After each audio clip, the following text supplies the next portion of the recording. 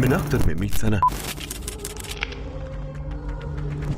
كانت المعادي مجرد فكرة على ورق في مكاتب شركة الإطارات الإنجليزي، مشروع حي راقي على النيل وبتخطيط عبقري. اتقسمت الشوارع واتبنت الفيلات على الطراز الإنجليزي، واتزرعت الأشجار اللي لسه بتظلل الشوارع لحد النهاردة. ومن أول محطة قطر كهرباء في مصر لحكاية كل شارع فيها، المعادي كانت وما زالت عنوان الهدوء للتفاصيل الدقيقة والشياكة. ودلوقتي المعادي بقت مزيج عبقري بين الماضي والحاضر، من شارع النصر المليان حركة لكورنيش المعادي اللي بيشوف الشمس أول ما تطلع، ومن كارفور المعادي وسينما جالاكسي لمترو الأنفاق وتفاصيل البيوت. كل زاوية فيها حكاية، وكل حكاية فيها طابع خاص.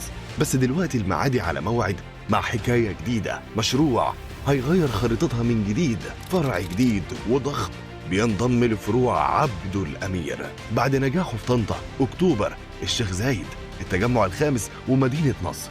قرر يجي المعادي عشان يكمل سلسلة نجاحات طويلة وضخمة، وهدفه الأول إنه يكون قريب لعملائه. عبده الأمير، الاسم اللي بقى علامة في عالم أفلام حماية السيارات، احتراف، دقة، وأعلى خامات في السوق.